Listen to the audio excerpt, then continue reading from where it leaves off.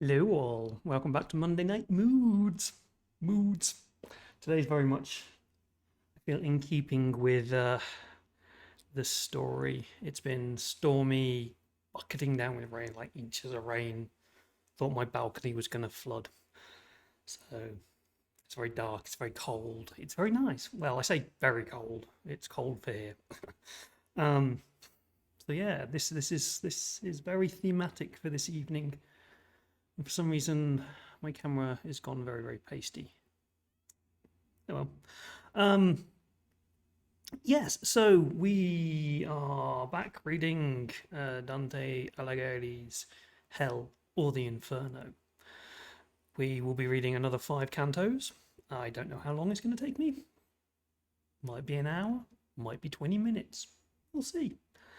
Um, we met last time, we met a little 3-headed doggy and a snake-headed lady.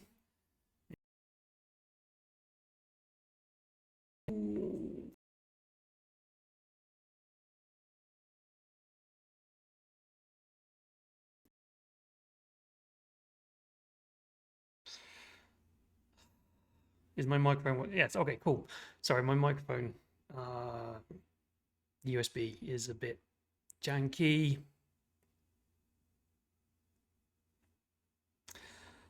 It keeps dropping in and dropping out, so I don't know what's going to happen. I'm hoping it's going to be stable.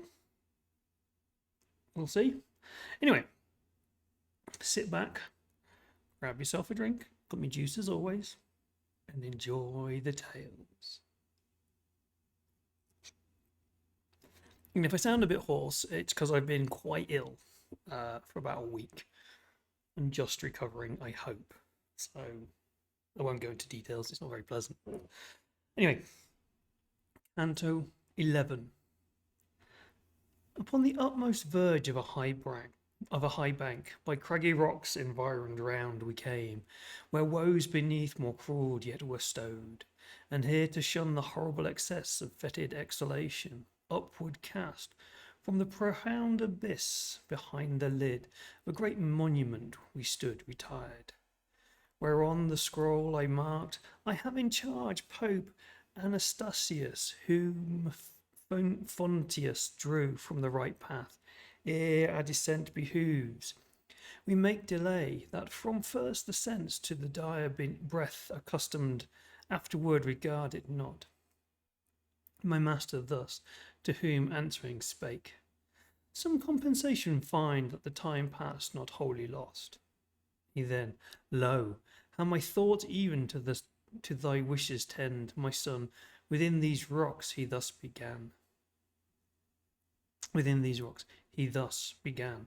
Are 3 close circles in gradation placed, as these which now thou leavest, each one is full of spirits accursed. But the sight alone hereafter may suffice thee. Listen how, and for what cause endurance they abide. Of all malicious act abhorred in heaven, the end is injury, and all such end, either by force or fraud, works others woe by fraud. Because of man peculiar evil to God is more displeasing, and beneath the fraudulent are therefore doomed to endure severe pang. The violent occupy all the first circle, and because to force 3 persons are obnoxious, in 3 rounds each within other separate, is it framed to God his neighbour and himself by man force may be offered. To himself I say, and his possessions, as thou soon shalt hear at full. Death, violent death and painful wounds upon his neighbour he inflicts, and wastes by devastation, pillage in the flames his substance. Slayers in each one that smites in malice, plunders and all robbers hence the torment undergo of the first round in different herds. Man can go do violence to himself and his blessings, and for this he in the second round must I deplore with unavailing penitence his crime. Wherever deprives himself of life and light, in reckless lavishment his talent wastes, and sorrows there where he should dwell in joy. To God may force be offered in the heart, denying and blaspheming his high power, and nature with her kindly law contemning, and thence in the utmost, and thence the inmost round marks with its seals, Sodom and Cahors, and all such as speak contemptuously of the Godhead in their hearts. Fraud, proud that in every conscience leaves a sting, may be by man employed on one whose trust he wins, or on another who withholds strict confidence. Seems as the latter way broke, but the bond of love with nature makes, whence in the second circle have their nest dissimulation, witchcraft, flatteries, theft, falsehood, simony, all who seduce to lust or set their honesty at pawn. With such vile scum as these, the other way forgets both nature's general love, and that which thereto added afterwards give birth to special faith. Whence in the lesser circle, point of the universe, dread seat of Dis, the traitor is eternally consumed. I thus, Instructor, clearly thy discourse proceeds, distinguishing the hideous chasm and its inhabitants with skill exact. But tell me this, they are of dull fat pool, whom the rain beats, of whom the tempest drives, or who with tongue so fierce conflicting meet, wherefore within the city fire illumed, are not these punished, if God's wrath be on them? And if it not be, wherefore in such guise are they condemned? He answered thus, returned, wherefore in dotage wanders thus thy mind, not so accustomed, or what other thoughts possess it?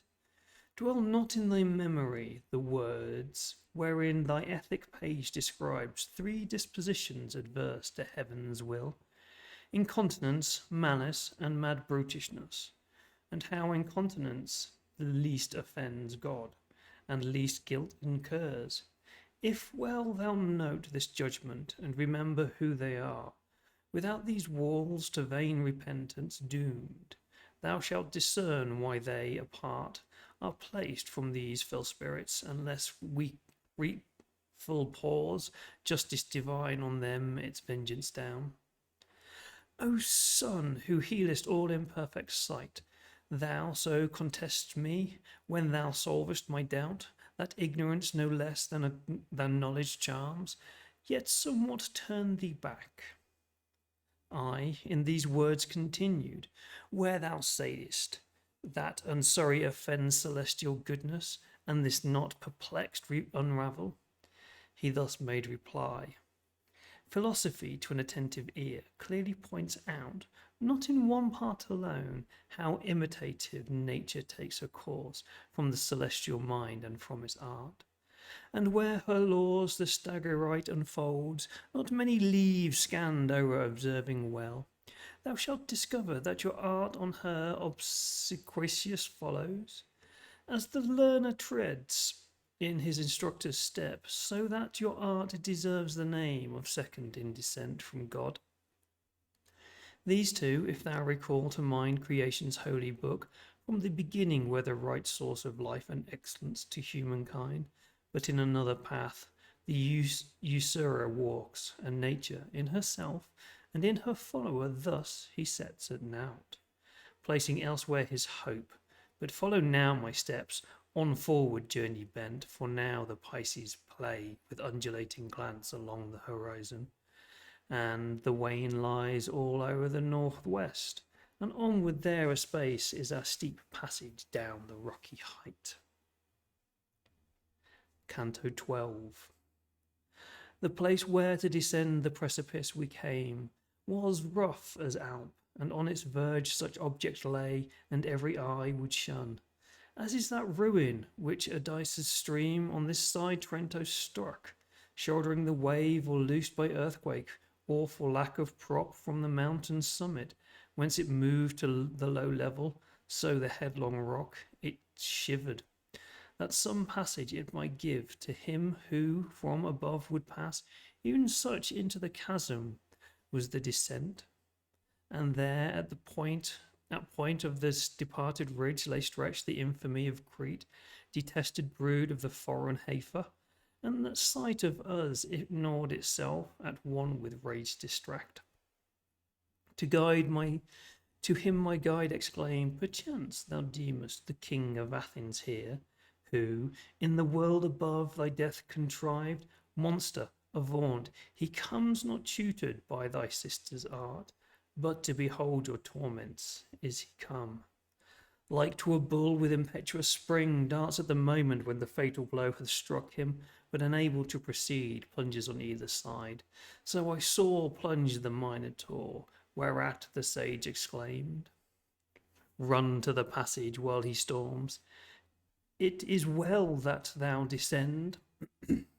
Thus down our road we took, through those dilapidated crags that oft moved underneath my feet, to wait theirs unused. I pondering went, and thus he spake. Perhaps thy thoughts are of this ruined steep, guarded by brute violence, which I have vanquished now. Now know then that when I erst hither descended to nether hell, this rock was not yet fallen, but past doubt.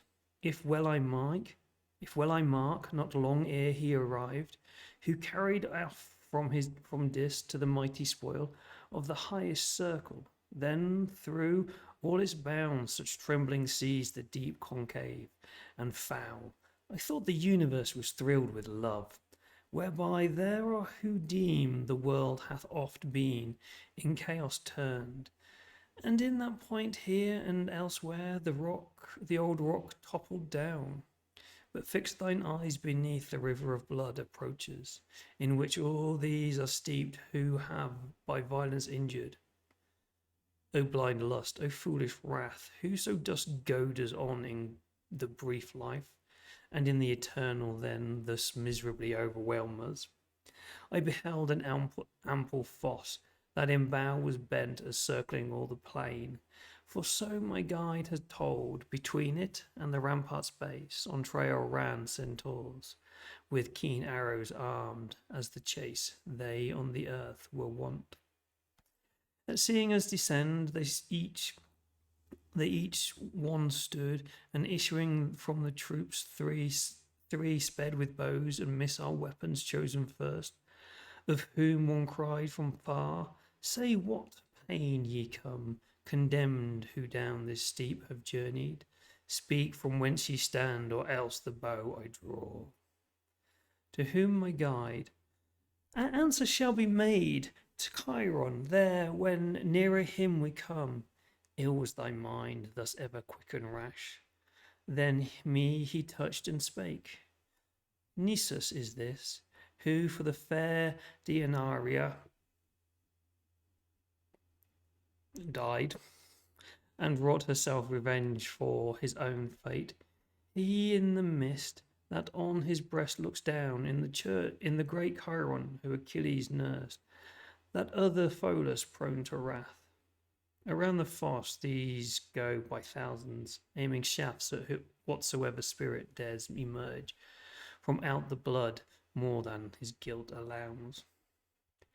We too, those beasts that rapid strode along drew near, when Chiron took an arrow forth, and with the notch pushed back his shaggy beard to the cheekbone, then his great mouth to view, exposing to his fellows, thus exclaimed, Are ye aware that he who comes behind moves what he touches? The feet of the dead are not so wont. My trusty guide, who now stood near his breast, where the two natures join, thus made reply. He is indeed alive, and solitary, so must needs by me be shown the gloomy veil, thereto induced by strict necessity, not by delight. She left her joyful harpings in the sky, who this new office to my care consigned.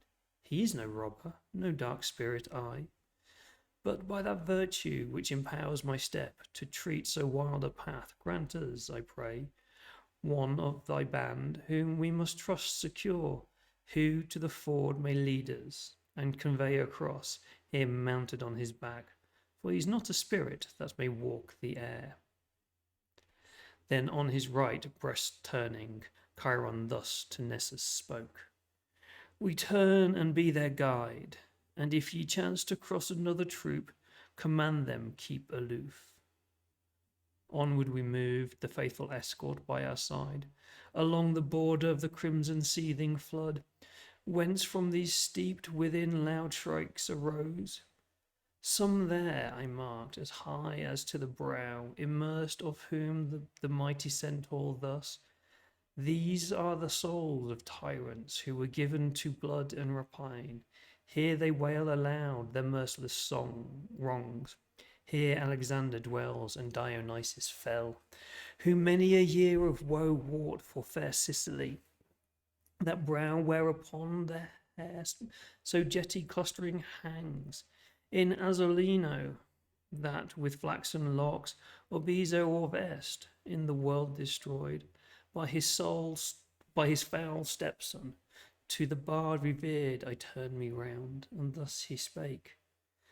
Let him be to thee now first leader, me but next to him in rank. Then farther on a space the centaur paused, near some who at the throat were extant from the wave, and showing as a spirit by itself apart retired, exclaimed, He is God's bosom, smote the heart, which yet is honoured on the bank of the Thames.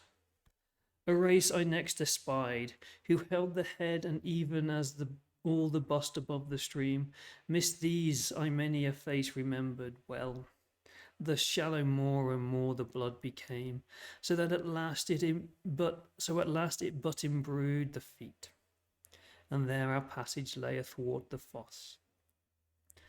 As ever on this side the boiling wave thou seest diminishing, the centaur said, so on the other be thou well assured it lower still and lower sinks its bed, till in that part uniting join, where it is the lot of tyranny to mourn, there heaven's stern justice lays chastising hand on Attila, who was the scourge of earth, on Sextus and on Pyrrhus, and extracts tears ever by the seething flood unlocked from the Rinaria of Corneto.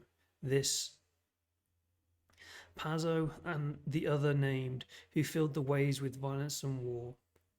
This said, he turned, and quitting us, alone repassed the ford.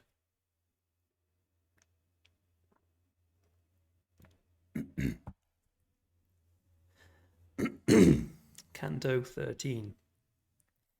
Ere Nessus yet had reached the other bank, we entered on a forest. There no track of steps had worn away, not verdant there the foliage, but of dusky hue, not light the boughs and tapering, but with nares deformed and matted thick.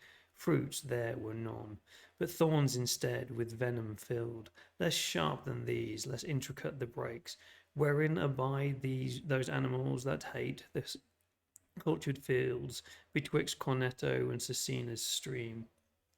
Here the brute harpies make their nest, the same who from the strophades of the Trojan band drove, with dire boding of their future woe. Broad are their pennons of the human form, their neck and countenance, armed with talons keen, the feet, and huge belly fledge, and with wings these sit and wail on my drear mystic wood. The kind instructor in these words began, Ere farther thou proceed, know thou art now I the second round, and shalt be till thou come upon the horrid sand.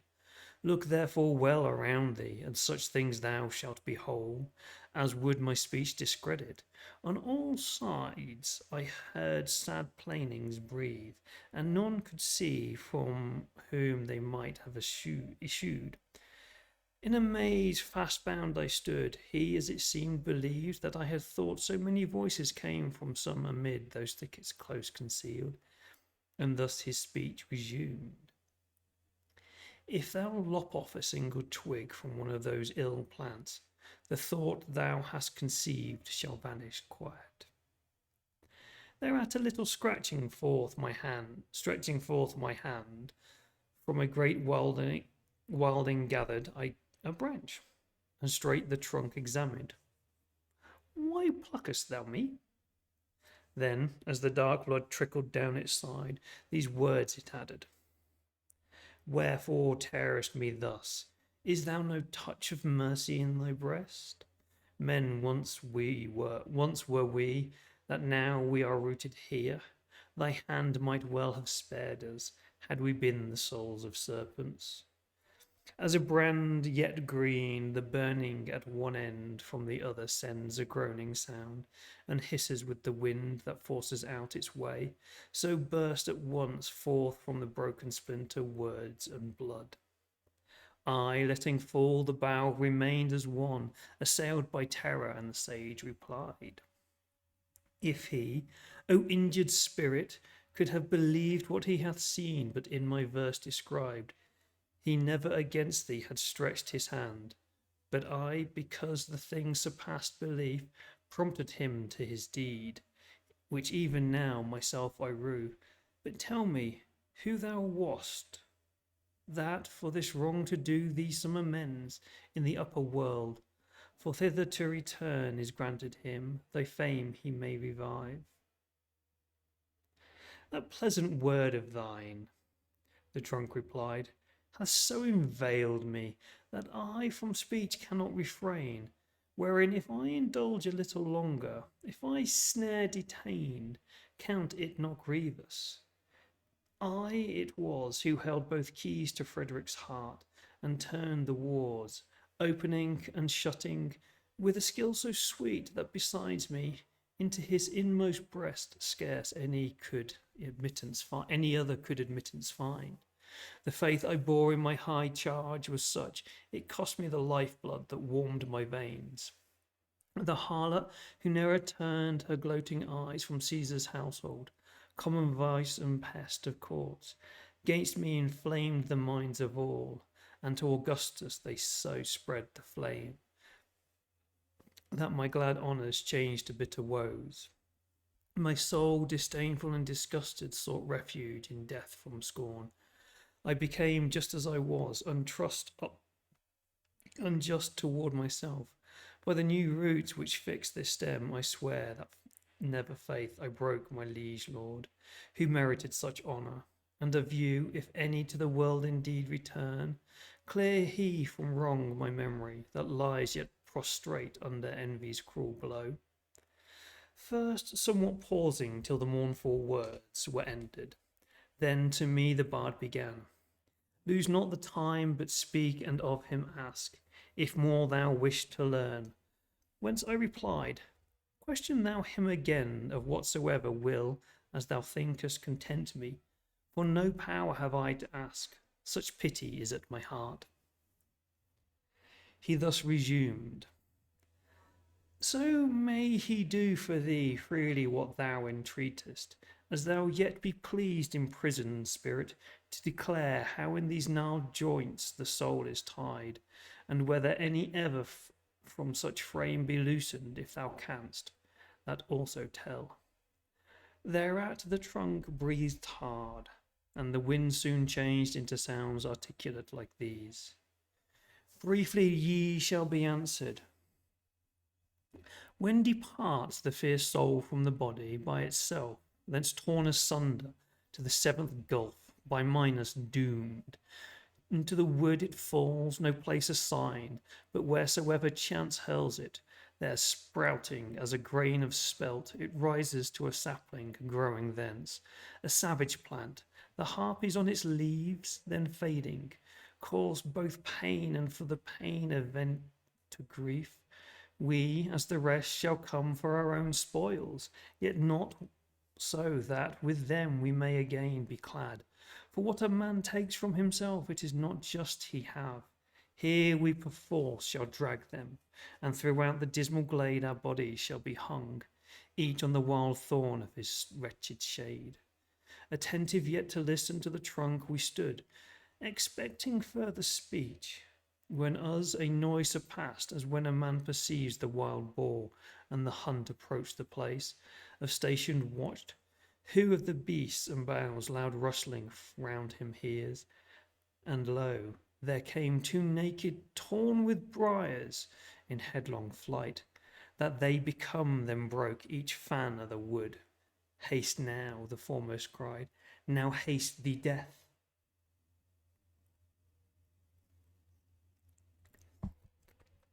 The other seemed impatient of delay, exclaiming, Lano, not so bent for speed thy sinews in the lists of Topo's fields. And then, for that perchance no longer breath sufficed him, of himself and of a bush one group he made. Behind them was the wood, full of black female mastiffs, gaunt and fleet as greyhounds that have newly slipped the leash. Of him who squatted down they struck their fangs, and having rent him piecemeal bore away. The tortured limbs my guide then seized my hand, and led me to the thicket, which in vain mourned through his bleeding wounds. O Giacomo of Saint Andrea, what avails it thee? It cried, that of me thou hast made thy screen? For thy ill life what blame on me recoils? When over it he paused, my master spake, Say, who wast thou that at so many points breathedst out with blood thy lamentable speech? He answered, O ye spirits, arrived in time to spy thy shameful havoc, that from me my leaves have severed thus, gather them up, and at the foot of their sad parent tree carefully lay them. In that city I dwelt, who for the Baptist of her first patron changed, whence he for this shall cease not with his art to work her woe. And if there still remained not on Arno's passage some faint glimpse of him, those citizens who reared once more her walls upon the ashes left by Attila had laboured without profit of their toil. I slung the fatal noose from my own roof. Canto 9. Soon as the charity of native land wrought in my bosom, I scattered leaves collected to him. Sorry, Canto 14, not Canto 9. To the limit thence we came, which from the third the second round divides. To limit thence we came, which from the third the second round divides, and where justice is displayed, contrivance horrible, things then first seen, clearer to manifest, I tell how next a plain we reached, that from its sterile bed each plant repelled, the mournful wood waves its gnarled on all sides, as round the wood spreads the sad fosse. There on the very edge our steps we stayed. It was an area wide of arid sand and thick, resembling most the soil that erst by Cato's foot was trod. Vengeance of heaven, oh how shouldst thou be feared by all who read what here my eyes beheld? O naked spirits, many a flock I saw, all weeping piteously to different laws, subjected. For on the earth some lay supine, some crouching close were seated, others paced incessantly around. The later tribe, more numerous, those fewer who beneath the torment lay, but louder in their grief. Over all the sand fell slowly wafting down, dilated flakes of fire as flakes of snow on alpine summit when the wind is hushed. As in the torrid Indian clime the son of Ammon saw upon his warrior band descending solid flames that to the ground came down, whence he bethought him with his troop to trample on the soil, for easier thus the vapour was extinguished, while alone so fell the eternal fiery flood, wherewith the marble glowed underneath, as understove the viands doubly the argument, double to argument the pain. Unceasing was the play of wretched hands, now this, that way glancing, to shake off the heat, still falling flesh. I thus began, Instructor, thou who all things overcomest, except the hardy demons that rushed forth to stop our existence at the gate, say who is yon huge spirit that, as seems, heeds not the burning, but lies within lies writhing in proud scorn, as by the sultry tempest immatured. Straight he himself, who was aware I asked my guide of him, examined, exclaimed, such as I was when living, dead such now I am. If Jove weary his workmen out, from whom in ear he snatched the lightnings, that at my last day transfixed me, if the rest be weary out, at their black smithy labouring by turns in Mongibello, while he cries aloud, help, help, good Mulciber, as erst he cried in the Phlegrean warfare. And the bolts launch he full aimed at me with all his might, he never should enjoy a sweet revenge. Then thus my guide in ancient Then thus my guide in ascent higher raised than I before had heard him. Carpanius, thou art more punished in that this thy pride lives yet unquenched, no torrents stave thy rage, where to thy fury pain proportioned full. Next turning round to me with milder lip he spake, this of 7 kings was one, who girt the Theban walls with siege and held as still he seems to hold God in disdain, and sets his high omnipotence at naught. But as I told him, his despiteful mood is ornament well suits the breast that wears it. Follow me now, and look thou set not yet thy foot in the hot sand, but to the wood keep ever close.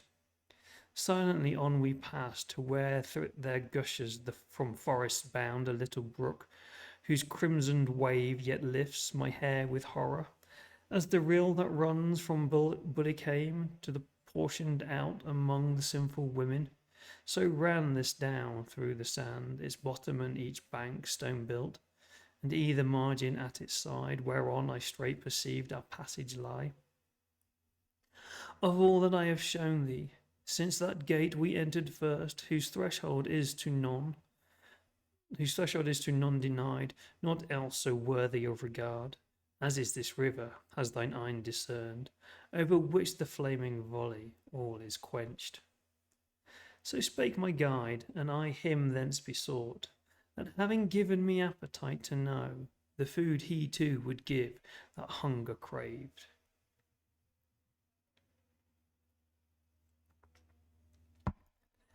In mists of ocean forthwith he began, a desolate country lies, which Crete is named, under whose monarch in old times the world lived pure and chaste. A mountain rises there, called Ida, joyous once with leaves and streams, deserted now like a forbidden thing. It was the spot which Rhea, Saturn's spouse, chose for the secret cradle of her son, and better to conceal him, drowned in shouts his infant cries. Within the mount upright an ancient form there stands and huge, that turns his shoulders towards Damiata. And at Rome, as in his mirror looks, of finest gold his head is shaped. Pure silver are the breast and arms, thence to the middle is of brass, and downward all beneath well-tempered steel, save the right foot of potter's clay, on which than on the other more erect he stands. Each part except the gold is rent throughout, and from the fissured hairs distill, which joined penetrate to that cave. They in their course thus far precipitated down the rock, from the rock form Acheron and Styx and Phlegethon. Then by this straightened channel, passing hence beneath, even to the lowest depth of all form there, Coitius, of whose lake thyself shall see it, I here give thee no account. Then to him, if from our world this sluice be thus derived, wherefore to us now appears it at this edge? He straight replied, the place thou knowest is round, and though great part thou have already passed, still to the left, descending to the nethermost, Not yet hast thou the circuit made of the whole orb. Wherefore, if aught of new to us appear, it needs not bring up wonder if thy looks. Then I once again inquired, where flow the streams of Phlegethon and Leith? For one thou tellest not, and the other of that shower thou sayest is formed. He answered thus returned. Doubtless thy question all well pleased I hear, yet the red seething wave might have resolved at one thou proposest. Leith thou shalt see, but not within this hollow, in this place whither to lay thyself the spirits go, whose blame hath been by penitence removed. He added, time is now we quit the wood. Thou my steps pursue, the margins give safe passage, unimpeded by the flames, for over them all vapour is extinct. Canto 15. One of the solid margins bears us now, enveloped in the mist that from the stream arising hovers over, and saves from fire both piers and water, and the Flemings rear their mound, twixt Ghent and Bruges, to chase back the oceans, fearing the tumultuous tide that drives towards them, or the Paduans theirs among the Brenta, to defend their towns and castles, ere the genial warmth be felt on Ciarentana's top. Such were the mounds so framed, though not in height or bulk to those made equal by the master whosoever he was that raised them here. We from the wood were not so far removed that turning round I might not have discerned it. When we met a troop of spirits who came beside the pier, they each one eyed us, as at eventide one eyes another under a new moon, and towards us sharpened their sight as keen as an old tailor at his needle's eye. Thus narrowly explored by all the tribe, I was agonized of one who by the skirt caught me and cried, "What wonder have we here?" And when he to me outstretched his arm, intently fixed my ken on his parched looks, that although smirched with fire they hindered not, but I remembered him, and towards his face my hand inclining answered, "Sir, Brunetto? And art thou here?" He thus to me, "My son, oh let it not displease thee, if Brunetto Latini but a little space with thee turn back, and leave his fellows to proceed." I thus to him replied, "Much as I can I thereto pray thee, and if thou be willing that I here seat me with thee, I consent."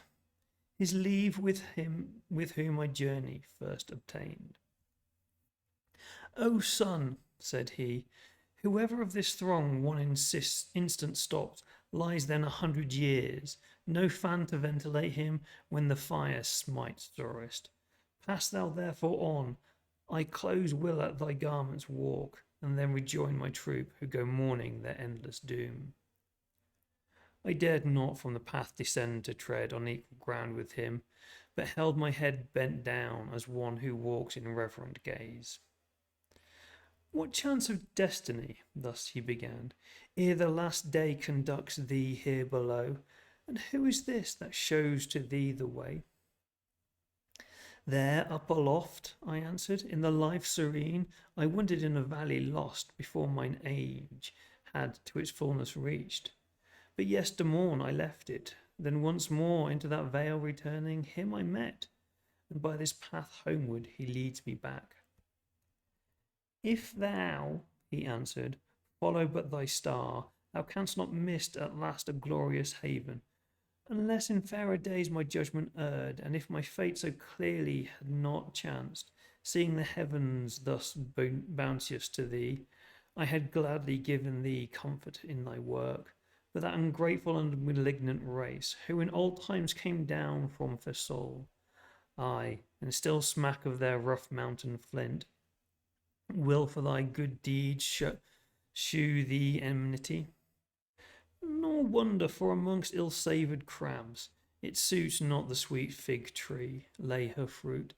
Old fame reports them in the world for blind, covetous, envious, proud. Look to it well. Take heed thou cleanse thee of their ways. For thee thy fortune hath such honour in reserve, that thou by either party shalt be craved with hunger keen, but be the fresh herb far from the goat's tooth. The herd of Fisol may of themselves make litter, not touch the plant. If any such yet spring on their rank bed, in which the holy seed revives, transmitted from those true Romans, who still remained when it was made the nest of so much ill.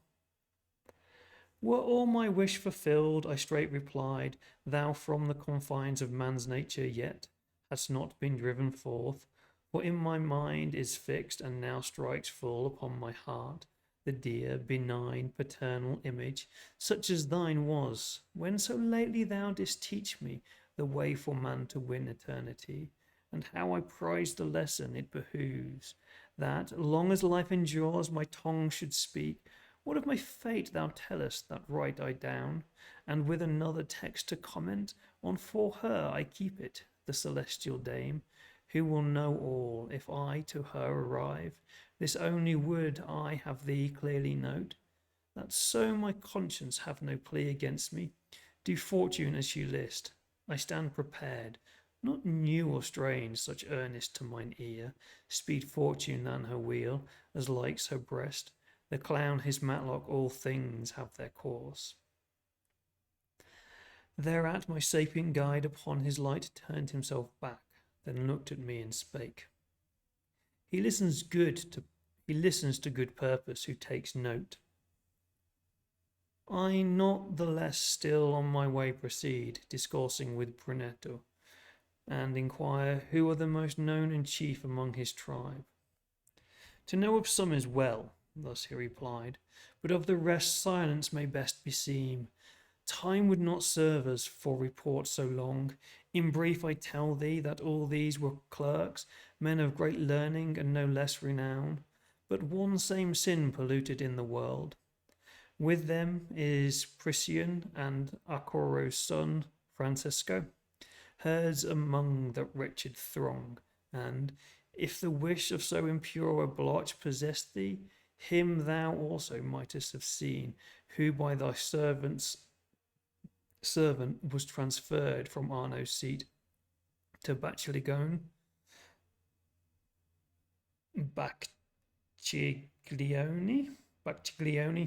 where his ill-strained nerves he left. I more would add, but must from farther speech and onward way alike desist. From yonder I behold a mist new risen on the sandy plain, a company who, with whom I may not sort, approaches. I command my treasure to thee, wherein I yet survive my sole request. This said, he turned and seemed as one of those who over Verona's champaign try their speed for thy green mantle, and of them he seemed not he who loses, but who gains the prize. There we go, another 5 cantos. Shall leave it there, and I shall sign off, because as you can hear, my voice is going and it's giving me a really bad headache. So, I hope you enjoyed that. She'll be back next week. All links and everything shall be in the show note on either YouTube or Twitch, wherever you see this. So yeah, catch you all next week. Bye.